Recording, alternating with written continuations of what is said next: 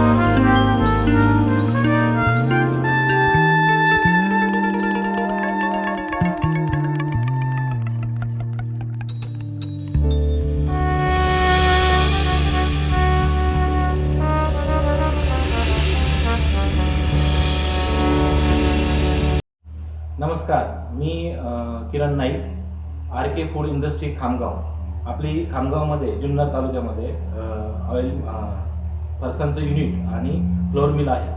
तर 3 जून 2020 रोजी जे झालं चक्रीवादळाचं जे निसर्ग चक्रीवादळ आलं होतं त्यामध्ये आमचं बऱ्यापैकी काही नुकसान झालेलं आहे. तर कलेक्टर साहेब वगैरे प्रशासक इथे येऊन व्हिजिट करून गेले, पण आम्हाला त्याबद्दल काही लवकरात लवकर आमचं जे नुकसान भरपाई आहे ती मिळावी याबद्दल आम्ही शासनाला विनंती करतो.